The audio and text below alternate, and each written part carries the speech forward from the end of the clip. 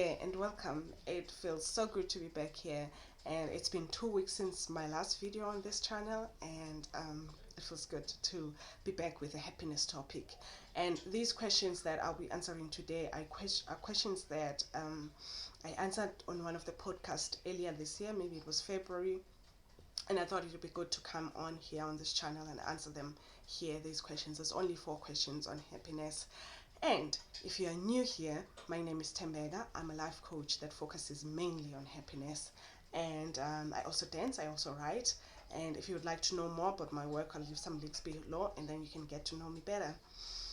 Now that that's out of the way, also, it's winter now here, and that means some of my plant friends, I don't know if they are all in frame, have moved into the house. So the space is a little smaller right now because of all the things that have had to move in, and some of them, you probably can't see it, there's basil here, and it's not looking like it likes it indoors that much, the way it's not looking happy.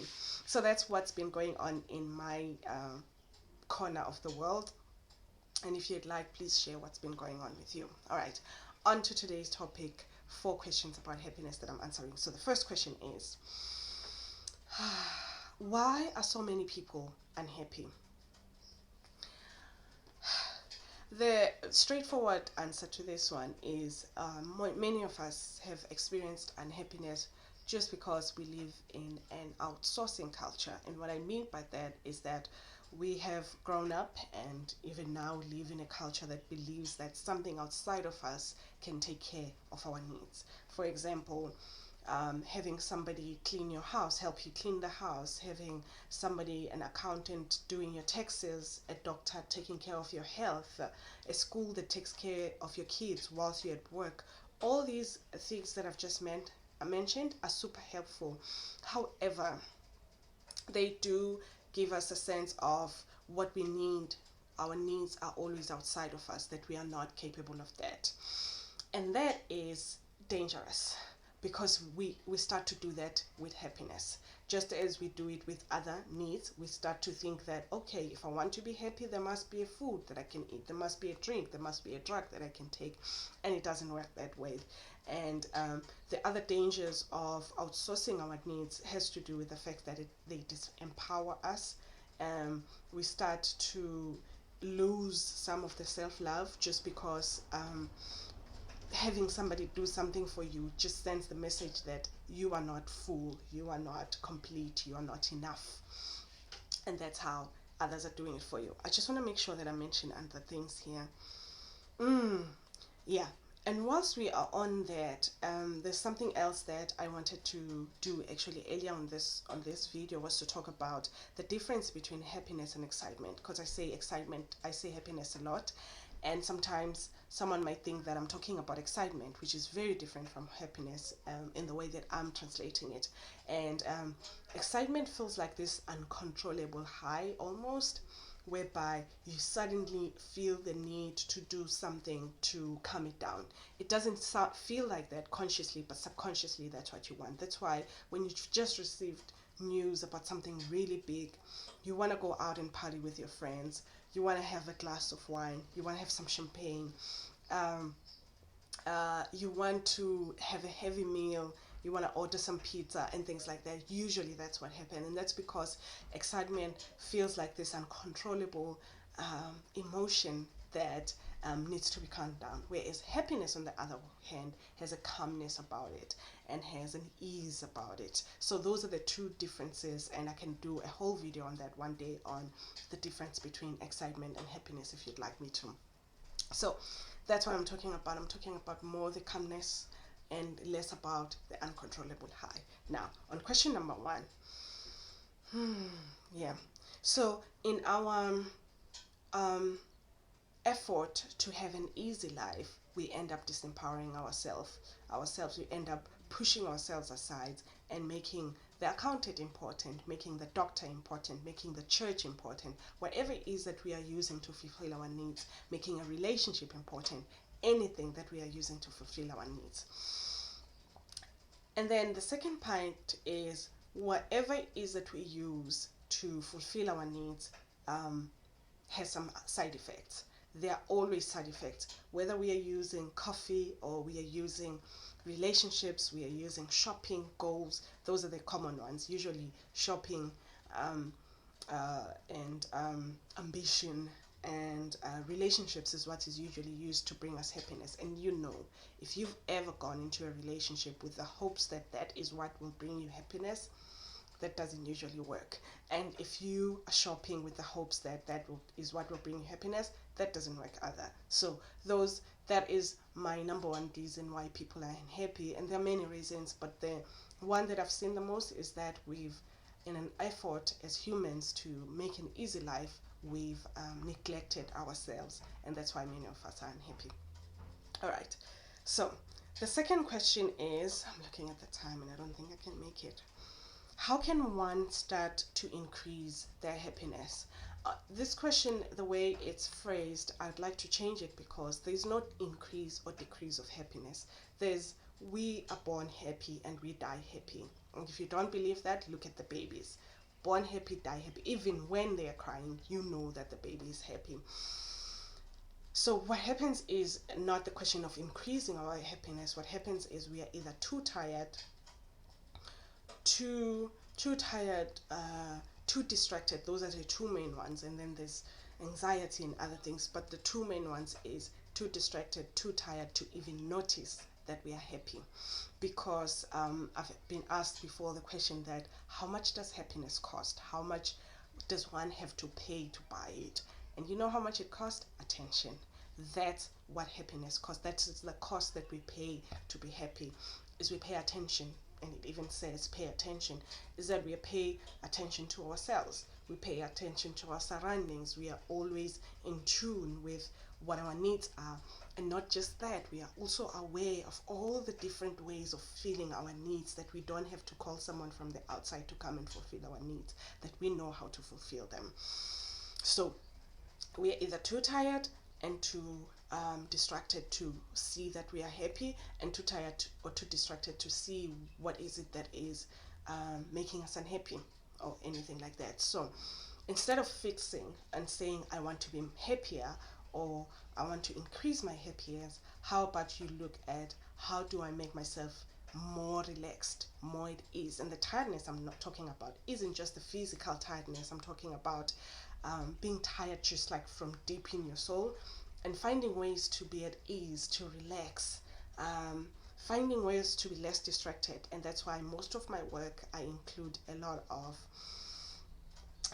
practices that can make one feel relaxed, and also practices that help one to remove distractions. So there's a lot of fasts that I like people to get involved in, because that helps to remove the distractions, that takes away our understanding that we are actually happy. So that's my answer for the second one. How do we increase happiness? It is through attention, by paying attention. All right, so the third question. What lessons have I learned along my happiness journey? I really like this one, because it's something that I'm going through currently. And usually when we make changes and when we care about happiness, usually people have goals about what kind of house do I want, what kind of a relationship do I want, what kind of job do I want.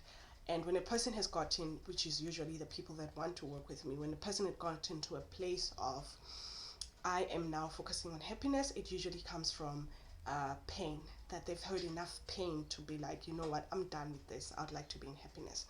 And what I've been going through and what I've been learning in my journey is just how difficult, extremely difficult it is to make changes from a place of satisfaction, from a place of contentment, from a place of just being happy. And I'm learning that, because you know how those examples when someone has about, they go to the doctor and the doctor says you've got 3 months to live unless you change the way you live, and how that could be a fire that burns inside of them, and that they can make those changes quickly. And most of us are operating from that place, the place of I need to lose weight, so I've got to do this, or I'm tired of feeling tired and I want to take care of this. And I understand that, but what I've noticed is, because that's how I started making changes as well 10 years ago of myself, is because I was tired of not feeling well. I was tired of the pain, and I made the changes. What I noticed now, and this I noticed 10 years later, was the fact that that desperation energy, that anxious energy, that suffering energy was carrying through these 10 years. So when I look at healthy food, I've got this stress that comes with it of like, okay, if I don't do this, I'm going to get sick. Or if I look at exercise, if I don't exercise, I'm going to get fat. Or if I look, do you understand that that desperation energy and that anxious energy keeps being part of one story? And I decided that I want to change that. I restarted my whole thing and took myself back to where I was 10 years ago. And it's hard. It's really hard to work from a place of happiness. And that's why we sometimes choose suffering. We sometimes choose to learn lessons from pain because we want it to be easy. And that's why people, like, if they are in a gym working, they prefer to work with an exercise coach that will push them like, go, go, go. They don't want to work with someone that is loving and kind and be like, this is a beautiful body, work it out and stuff like that. Does that make sense? I think I'm going off uh, without making sense anymore. But here's the point that I'm making here, is the lesson that I've learned is it's better to work from a place of contentment, from a place of satisfaction, and from a place of ease and joy. And it won't be easy, it won't feel comfortable, but go with it. Just try and make changes from the time before things are horrible and they need to be fixed, but from a place of, I'm so happy right now and I could be happier, let me do it. Does it make sense? All right. Oh, the last question. How does diet impact happiness? Now, one of the main ways that I work is through assisting people in looking at their diet and deciding if that's how they want it to look. And the reason for that is, one, it's basic. Diet is the basic of the basics of being happy. And the other reason is, if one continues with the standard diet, then you are fixing things that don't even exist. You are fixing things that aren't real, because and I'll make an example. For example, like coffee increases anxiety. You can check out some studies on that. Has a possibility of increasing anxiety. Heavy foods could make you feel lethargic. I don't know. Wine has its own thing. So if someone has the standard diet, they'll keep fixing anxiety that is not as high as they think it is. It's just because of the foods that they're eating. I think sugar also has an effect on how depressed we are. So if we know these things and we start working on a diet that is less in sugar, less in processed foods, less in certain fats, then that diet, then whatever it is you work on yourself after that is exactly what you're supposed to be working on. You are not working on the side effects of the sugar. You're not working on the side effects of the coffee. You're not working on the other things. Does that make sense? So I think diet is very important, and yet I also understand that diet is basic. There's more to it than that. If you just change your diet and then you chill, it's not going to be everything. So those are the 4 questions, and I think I probably forgot something in there. Let me have a look. Yeah, I probably did. I'll do another video. Yeah, I did. I'll do another video where I will just break it down so that I'm not feeling rushed into just like one by one instead of doing all of them together. So that's it. If you've watched this far, number 1, you are fantastic. It means a lot that you did. And number 2, I'd like you to come on into a very beautiful, wonderful community that I have on Telegram, and that's where I share my lifestyle. I share different personal things, and even what I share here on YouTube. So if you'd like to join me there, I've left a link. It'll be so beautiful, and it's 100% free. And that's it. That's all I wanted to say. It's an honor that you come here and you watch. Bye bye.